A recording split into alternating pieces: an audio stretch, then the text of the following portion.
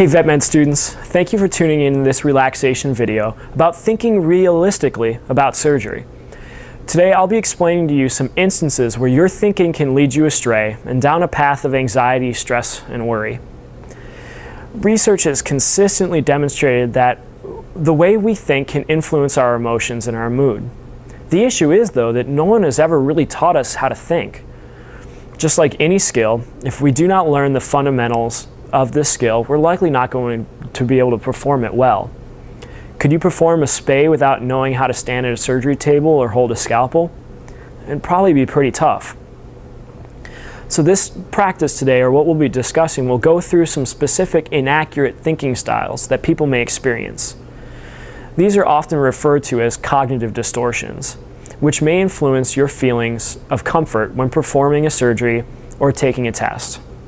So I'll explain a handful of these that are, I think, most pertinent to surgery. The first type of cognitive distortion is filtering. This includes focusing on only the negative. People who struggle with this filtering cognitive distortion will focus on a small negative thing and disregard any positives.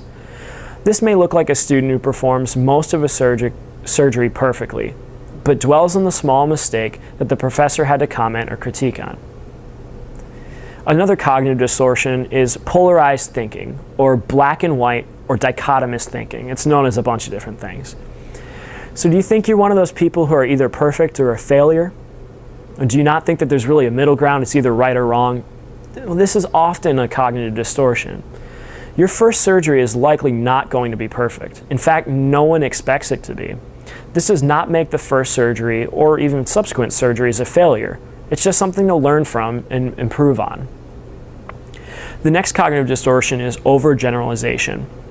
This distortion includes thinking an event that occurred one time will occur again and again and will always occur in the future. If you make a mistake during an incision in a surgery, you believe you'll always make a mistake during this incision step of the procedure. Similarly, people who overgeneralize can actually begin to believe that they will make a small mistake in this one part, and that will actually expand to all their aspects of surgery. So a mistake during the incision will mean mistakes during the procedure and closing and everything else. The next cognitive distortion is jumping to conclusions.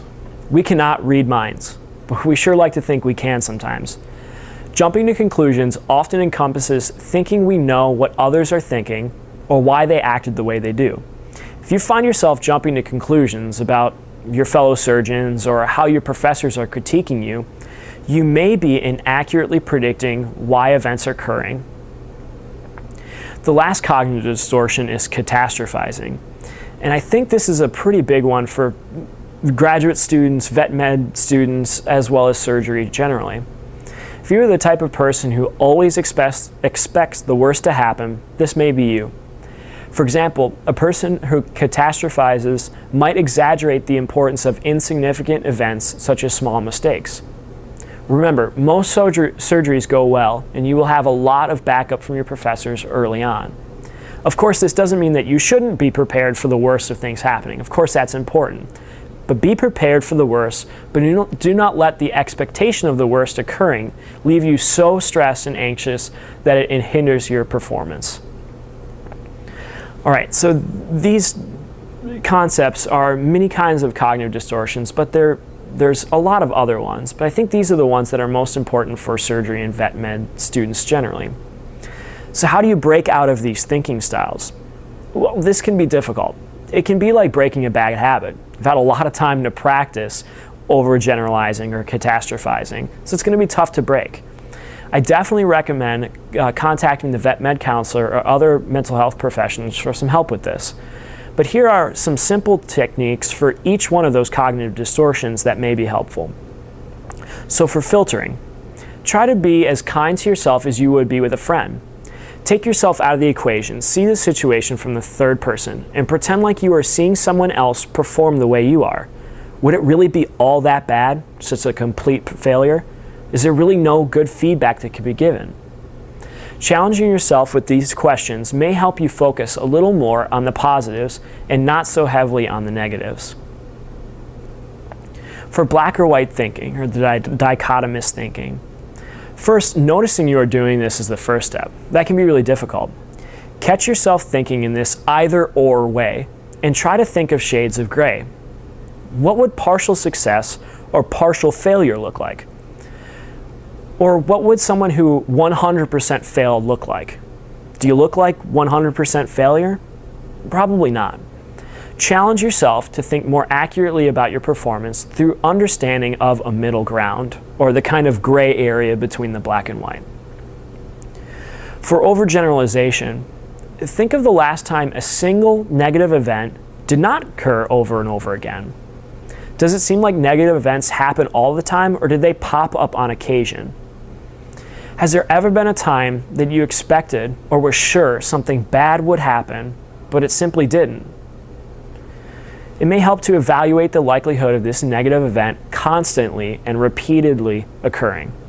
Maybe ask yourself if you would expect someone else to experience this event again and again and make this mistake again and again the way you expect yourself to. If not, maybe you're not quite thinking accurately and you're not being very fair to yourself. For the jumping to conclusions cognitive distortions, don't you hate it when people try to think that they know what's going on in your mind? Try to do the same for others. Try not to predict their thinking. Challenge yourself on the notion that you can accurately predict why people act the way they do and what their impressions of you are. It just simply isn't that easy. And if you could write a book and make millions of dollars. No one's done it yet. Similarly, do not be afraid to simply ask why someone said what they said or why they acted in the way they did. It can help you get out of this thinking style. And then for catastrophizing, again, this one I think is really important. Try your best to think of how the event will actually likely occur. If you could bet your student loans, all of your student loans, on the likelihood of that worst case catastrophizing scenario occurring, would you? Is it a safe bet if you were in Vegas? You should of course be prepared for things going wrong, right? That's important. But remember that the likelihood of things going completely off the tracks is pretty low, and you're not alone if they do. As you can tell, these challenges of these cognitive distortions can be pretty hard. A counselor can help you develop a more specific, tailored routine for challenging a cognitive distortion, but hopefully this helps you a little bit. Check out the video's cheat sheet for a recap of all these distortions, as well as these tips and some more information about the Vet Med Counselor.